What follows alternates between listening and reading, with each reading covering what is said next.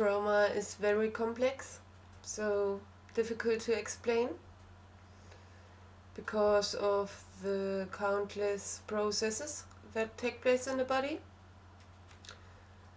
I try to present it simply,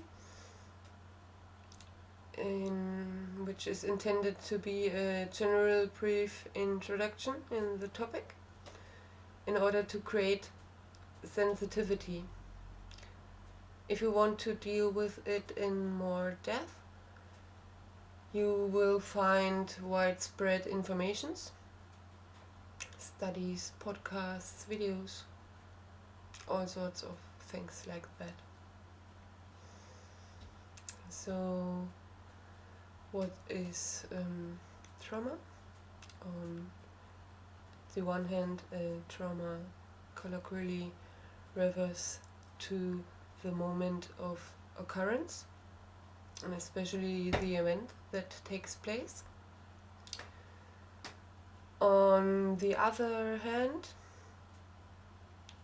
it describes the state in which you will continually find yourself from the moment of event, as long as it isn't resolved.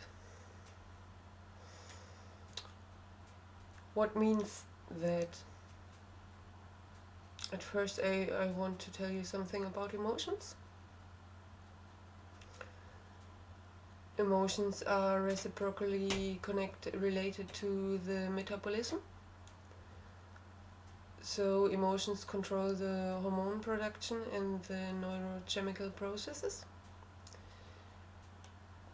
But the metabolism has also an influence on the emotions.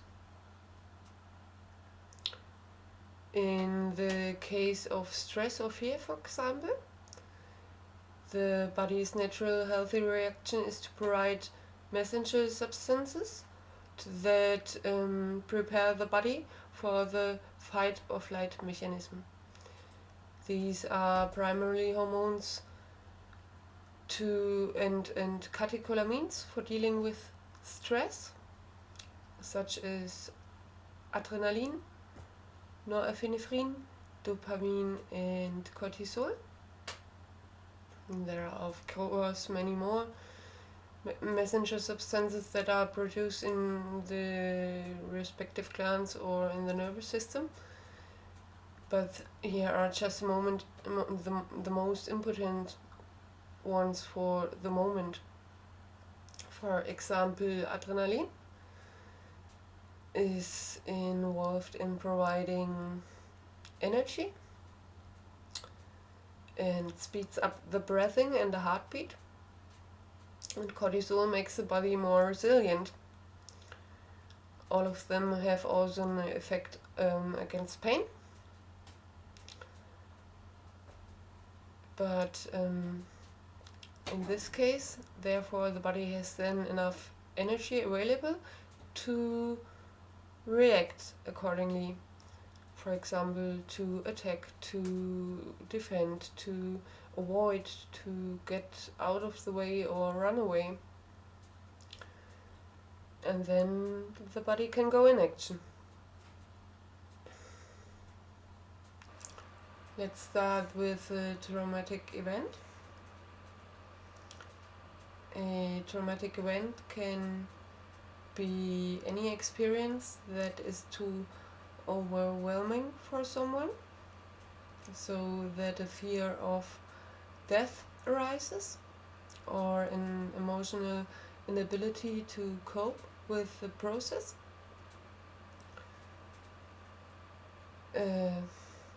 Shocking threat of existence. Medicine distinguishes between major and minor trauma. Although 5 minor trauma could be equal to 1 major trauma, but that, or something like that, but it doesn't matter at the moment, because what can be traumatic for someone depends on their own vulnerability or resilience. If the individual's emotional processing powers are far exceeded, the messenger substances provided cannot be broken down via the actual fight-flight reaction, because the body has entered a state of emotional shock into a state of rigidity. The energy stagnates and is no longer converted. The emotional side of the brain has split off in order to be able to endure, to survive the process, the situation. So an energy blockage arises, and the unconverted energy settles in the body, and in the long term leads to further symptoms, which only can resolve when the energy blockage is lifted again through reintegration of the emotional side, so that the stagnant energy of the nerves on the body level can solve and leave the body if the trauma could be completely healed. At the same time, the body is in a constant state of stress and over metabolism, as long as the energy blockage isn't resolved. It can be assumed that war or severe existential catastrophes or accidents are severely traumatizing for everyone who experiences them, or severe abuse or violence or something like that. But for an infant, for example, the birth or the time in the womb or situation after birth can be very stressful or traumatizing, because such an infant is so gentle and has no resistance at all. And the birth into this world as such is already a drastic experience that we will never have again. Complications or anything that deviates from natural birth has traumatic consequences at this stage of sensitivity.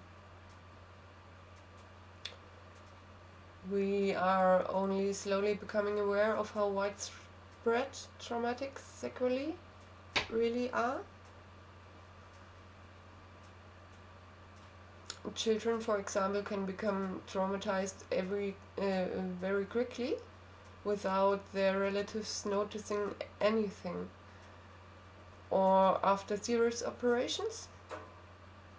Traumatic energy blockages are also present. And for the experience of unemployment is traumatic, and for another, the loss of a near sibling, something like that, that depends on your resilience. So you say you have experienced trauma, but you're still experiencing it. Being traumatized. So this energy stuck in the body, especially in the nervous system. Therefore it settles in the spine and marrow, and over time is deposited in the pelvic area. Then it gets stuck in the area of the body that is emotionally connected to the trauma. And then the kidneys and adrenal glands are affected, because from then on the body is in a constant stress situation and a permanent over-metabolism takes place, even more in trigger moments. And the kidneys and adrenal glands are involved in the hormone production and excretion, among other things. For example, you have a traumatic food blockage, then some of the energy is stored in the foot and is only released when the associated emotions have been processed by the brain physiology.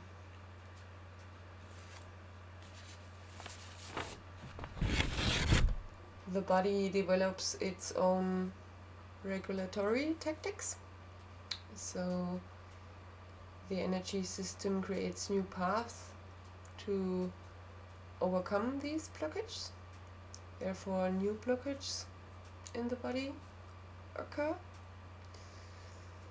In this way, new pathways are continually created in the body, which lead to ever increasing blockage and symptoms with the time. A vicious circle or trauma loop is created. Because of that blockage in nervous system, body get affected in its whole, physically, psychologically, emotionally and mentally, and creates a lot of regulatory symptoms, but also triggers, signals that can be helpful in bringing awareness to the disorder. Consequential disorders,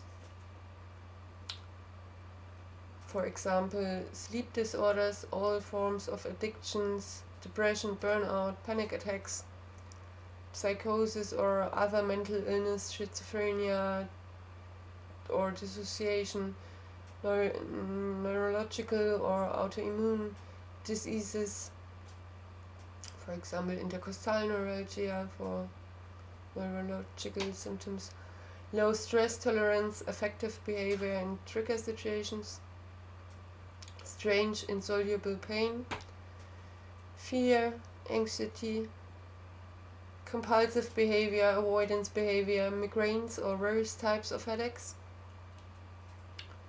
hearing loss, stuttering, poor eyesight, attachment disorders, loss of confidence, social phobias, loss of sensation or hypersensitivity, sexual dysfunction, feeling of shame, guilt, not being enough or being disturbing, negative thoughts and unclear thinking, strange binding patterns, loss of self, and much more.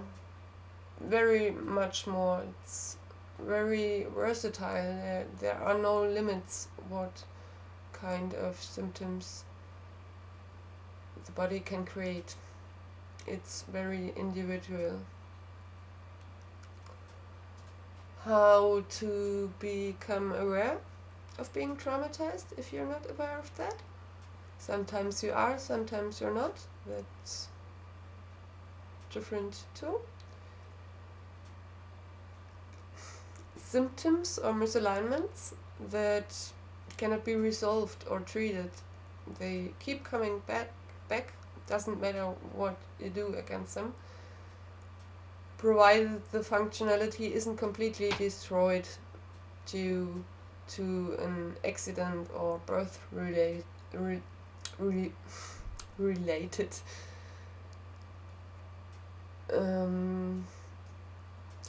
For example, in the body, the neck, you can do everything about your neck pain, but it is still coming back and you search for reasons for that in the outside, because of your job or because of grinding of teeth or something like that. Or symptoms in the brain, tics, quirks, or emotions like fear.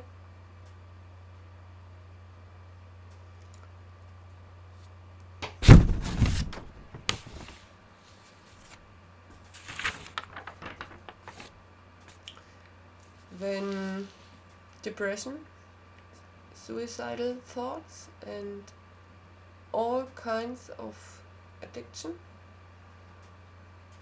are clear signs being traumatized. And the feeling of guilt, shame, and not being enough or good enough, and the feel of you're being disruptive is, if those feelings come again and again, then that's a strong sign too.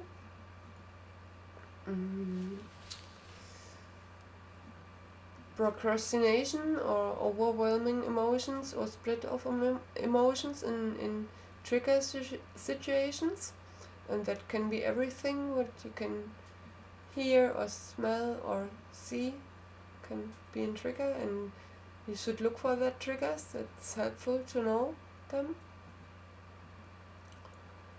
Then dark spots in the memory or no memory at all. Then everything is black. For example, of childhood or a certain phase of life that could be 2 to 3 years or 5 to 8 years, that is very different. Difficulty in forming bonds or attachment disorders. For example, you always have partners who are not good enough for you in the same way.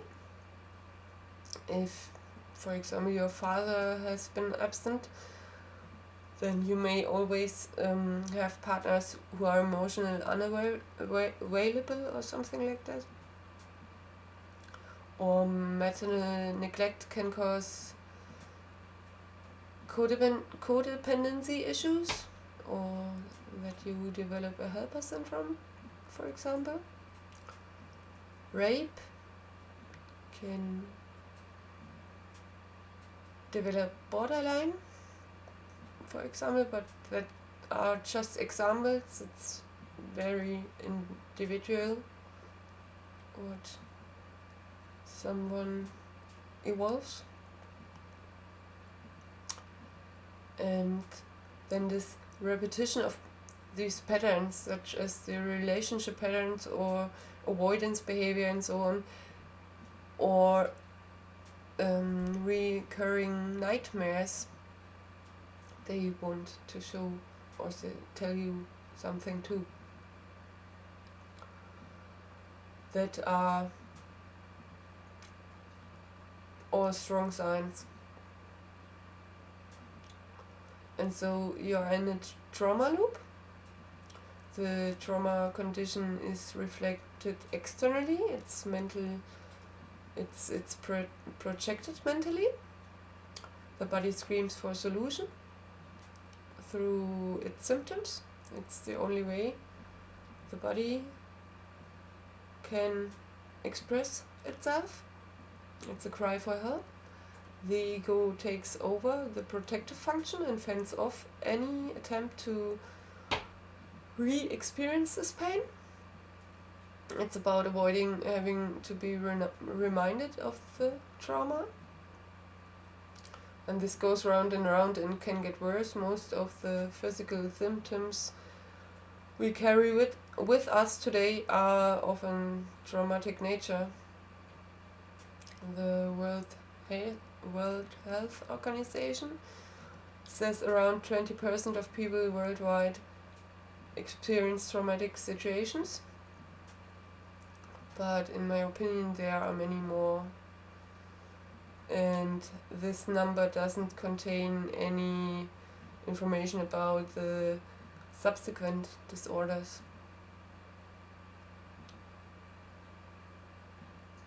The trauma loop is simply a brain condition that has created a pathway in the nervous system that becomes stronger by using it. What's an automatic reaction while the trauma isn't healed. So it's a bug in the system. And no matter what kind of trauma, when someone is traumatized, he or she is really deeply hurt. It's a bleeding soul wound, and the longer it is left unhealed, the more stubborn becomes the ego in not to do that.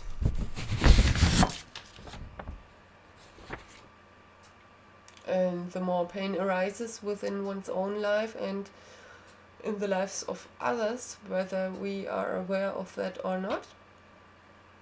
But we are a collective. We are all one. One world, one home. And it may be very difficult for the ego, because of that wound, to change its ways and go on the path of healing. But there will be help if you're asking for it, and if you're doing a bit of search, then helpers and informations will be found. It is important to become mindful and open to the topic, because such automatically running programs have an enormous influence on our free will decisions without us being aware of that, or being able to change anything about them. If we do not find the appropriate methods to help us to resolve this error correctly. Trauma healing needs time. Your body needs the capacity to go through that. So the body needs a lot of regeneration and time to go through that. And a lot of care. Yeah. So thank you for listening. I hope this could help a bit. Namaste.